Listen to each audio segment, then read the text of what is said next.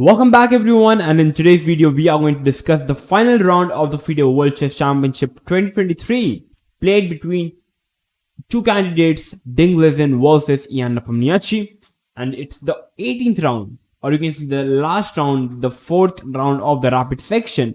And if this game ends in a draw, the game will go into the tie breaks, the blitz section.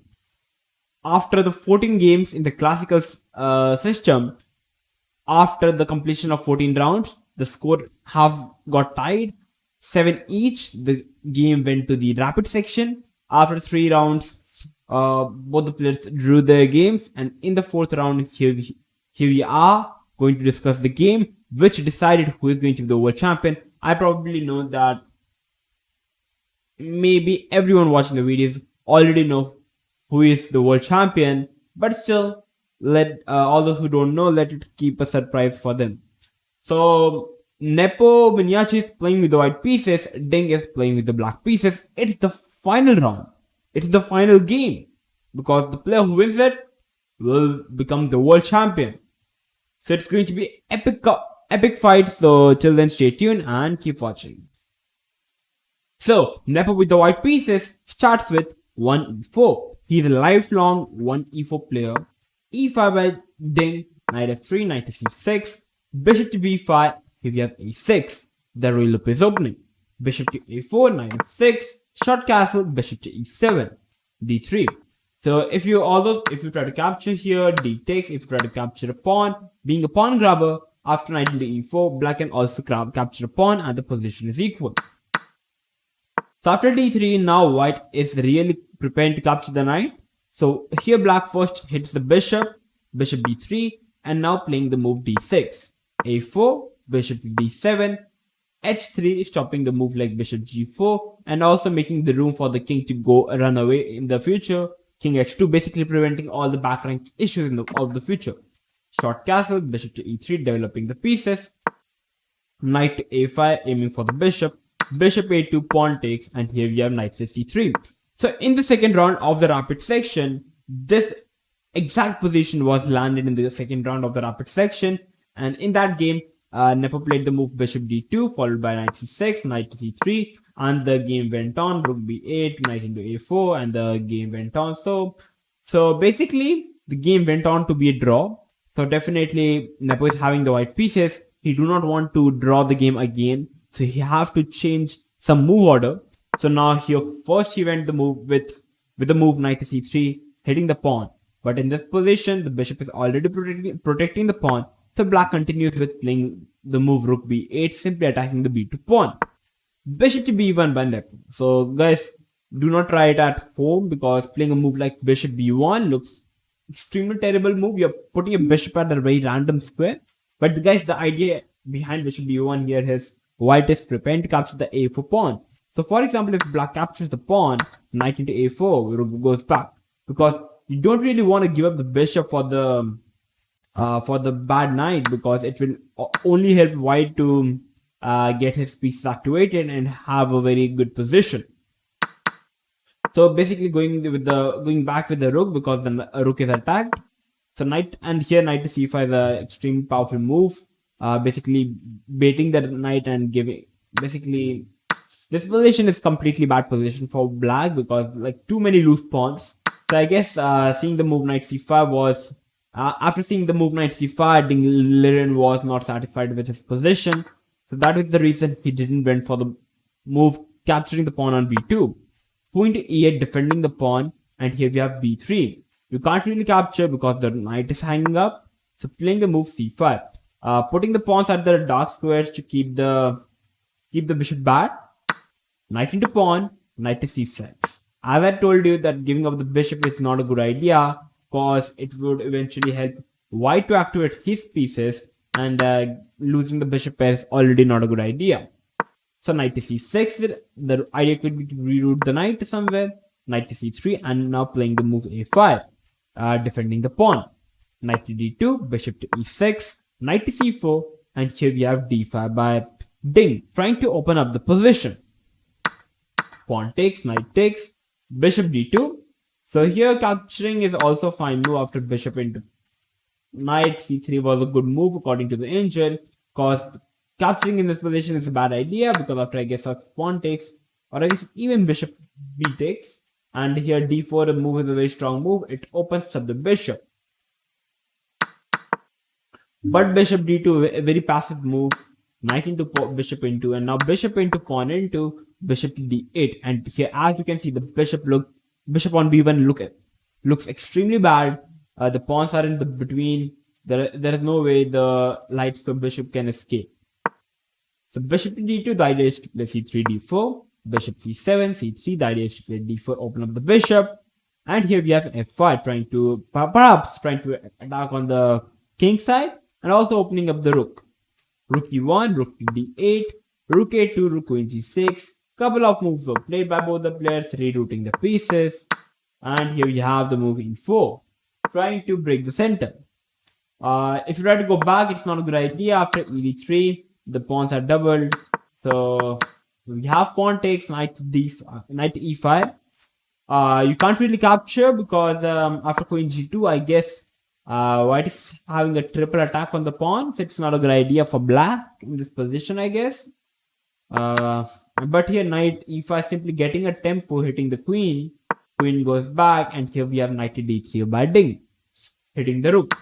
Bishop takes.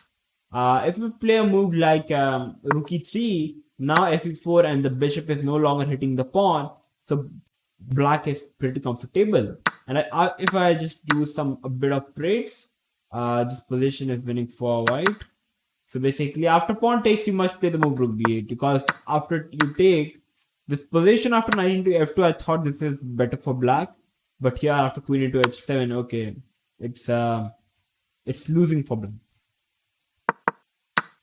So that is why we have pawn, bishop takes, queen takes, pawn takes. The position got simplified, and we have this position on the board. After rook into f5, we have the move bishop d2. If you try to capture, okay, sorry about that, you can't capture because the bishop is protecting. Okay, never mind. Bishop to d2, simply developing the piece. The idea is to put the bishop to e3, attack the center pawn. h6, queen to c6, rook f7, defending the bishop. Rook e1, king h7, bishop e3, bishop to e5, hitting the pawn, queen e8, bishop takes, rook c1, rook f6, queen d here, and couple of checks were played in the game. And in this position, if Ding Liren wanted, he could have simply continued the position and it would have been a draw. He went on to play the move rook g6, and now the game continues. And the main problem after the dust settles, the main problem for white here is black is having too strong passed pawn, which is connected by the bishop, protected by the bishop. So it's extremely dangerous for white to continue the game in this position. And black is also pawn up, so playing this position is extremely fine. Here we have queen f5 by Nepo, c4 by Ding, and here we have h4. Not a good move by Nepo. Bad move. It gives completely winning position for black. The best approach for Nepo would have been to play the move queen f4. The idea is very concrete. Nepo is provoking Ding to push the pawn, and now playing the move queen f5, and now the idea is to play h4, h5. You can't move the rook, the king is hanging.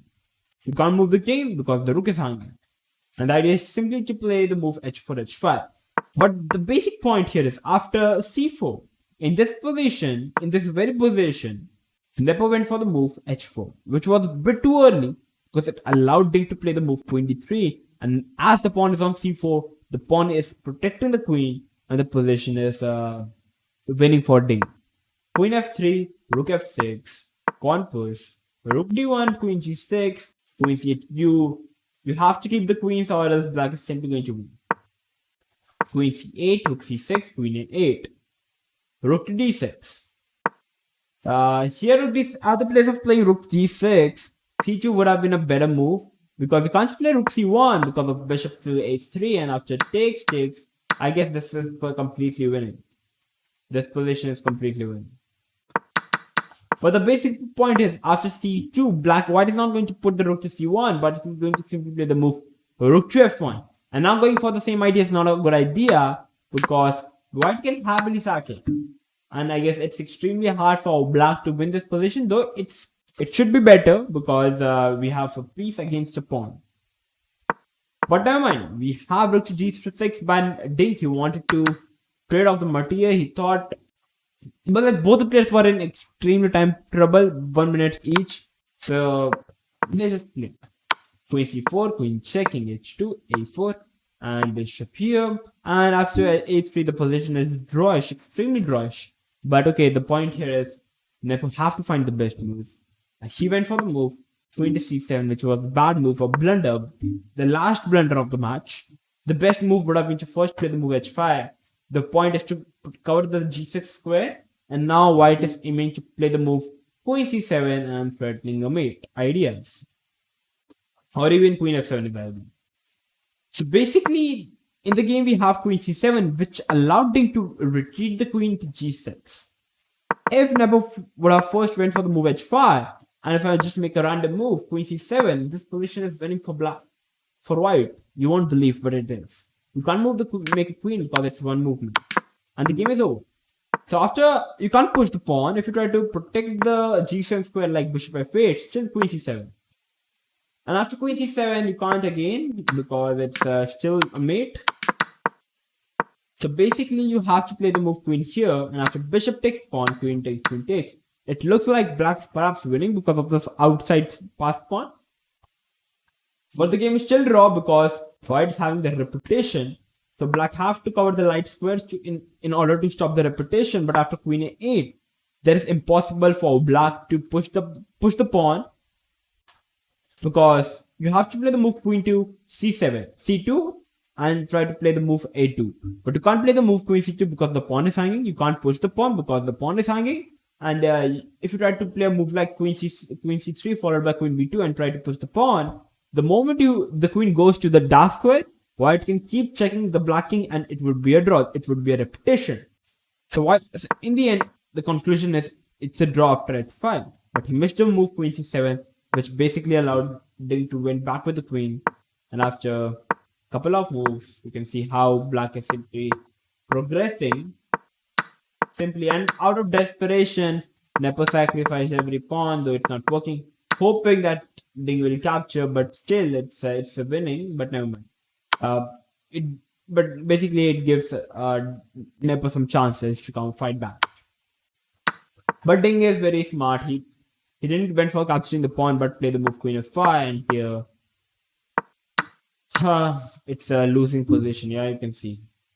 So after move number 68, Nepo resigned, very desperate, very emotional. It was a very emotional scene if you watch the live video. So after the move number 68, he resigned the game, and we have our new world champion, Ding Liren, from China, the first Chinese grandmaster to become the world chess champion, our 17th world chess champion. Here we are.